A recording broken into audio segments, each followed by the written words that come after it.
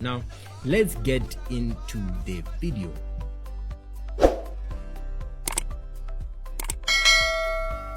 Now, before analyzing, I want to take you guys to the history. As you can see, there is step index. We had milked it actually. Now there is the setup, there is the profits, and you can see the withdrawal. Now we were at 41 USD right now, and we start off the analysis by placing our positions. Now I'm placing the positions for a sell here. I don't know if you guys can see, there's that market structure right there. You can see it's sort of like it was to dip down. I'm aiming sort of at the order block right below there.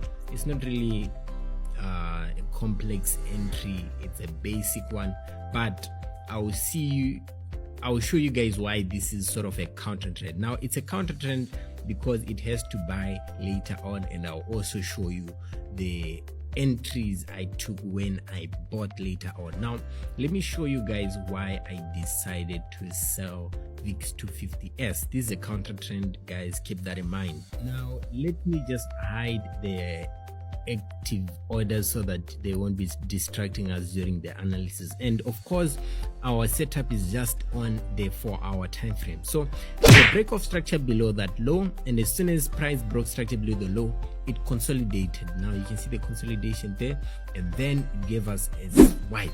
Now that wipe is a liquidity grab, price grab liquidity, and then inside the range gave us a stop hunt, and immediately after it gave us a stop hunt, it shot up to give us our first break of structure or a change of character, and then it continued to shoot up and gave us another BOS right above that high. Now immediately as it broke structure right above that high, it filled. Now if you stretch out your rectangle, you can see it filled the fair value gap. Now right at the fair value gap, I didn't mark it out, but there's a smaller time frame breaker block or mitigation block within there. That's why it also dipped down. Now it rebalanced the fair value gap. That's what I concluded, that price rebalanced. Let me not make it complicated. Price rebalanced the fair value gap, and then it dropped back inside. Now if we zoom in, I hope I zoom in right now. If I zoom in the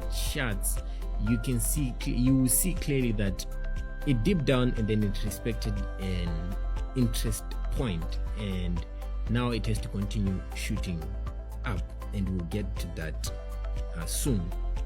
So when it dipped down, it respected the breaker block. Now this breaker block, if we zoom out onto the daily chart, we can see that it's the daily bullish order block.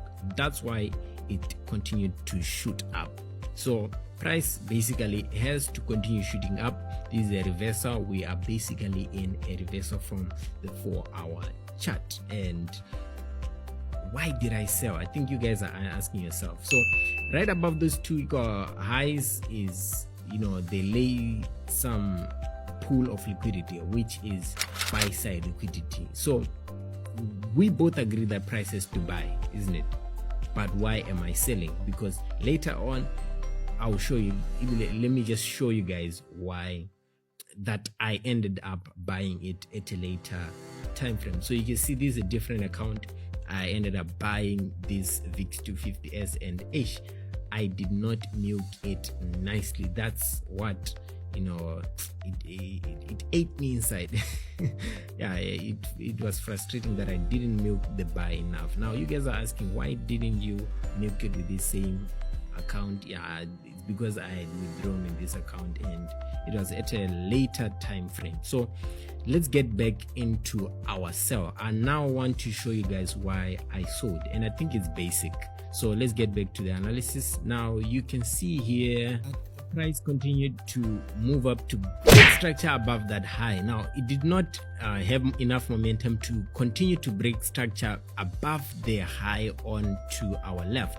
Instead, it created a reversal pattern, and it's about to continue to return back into the zone and then shoot up. Now price respected the 15-minute order block. This is within our reversal, and it respected at the rejection block, at the 15-minute rejection block, drop down to give us a break of structure. Now after give us a break of structure, there is that low on our left and price wiped. Now after it wiped, of course it gave me doubt that maybe it might have just grabbed liquidity and it will continue to move up, but I could see like price was respecting that 15-minute order block. You can see there's that 15-minute order block and price is reacting off of it, so that's why I think I decided to sell it right there. And of course the aim is for price to reach down to the sell side liquidity, and there's a huge inefficiency and price will hit the 30-minute order block. So price basically has to drop down and then we'll buy it later. This is a sell to buy setup. I wouldn't recommend everyone to enter it. They're extremely risky, and I might even say like I was lucky here because on our left maybe it had not hit a higher time frame interest point. So yeah, this is the sell. We'll see what happens afterwards. I plan to buy later on, but I think I've shown you guys.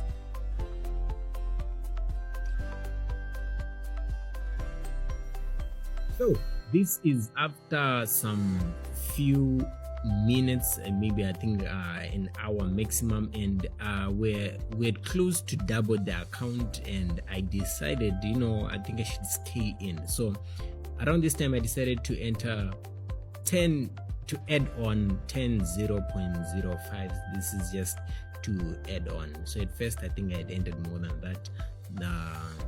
Yeah, we'll have to see what happens, because if you trust your setup right there, it had sort of closed below the low, so I just thought it had to dip down to the fair value gap. So moments later we can see right now that now it continued to drop down, and it had dropped down to our 1 hour order block. So from the daily you can see it's this thing has to buy. So I didn't know exactly where to buy, and I knew it was gonna take some time or a bit of while before we could buy. So yeah, it was at that 1 hour order block, and yeah, I think around this time 140 USD in profits from 40 USD. That's a good amount of profit. So I decided to close right there and there from 40 USD to 180 USD. That's some good profits. Now you can see right there that we ended up cashing out. So make sure to like, comment and subscribe if you haven't. I'll see you guys on the next video.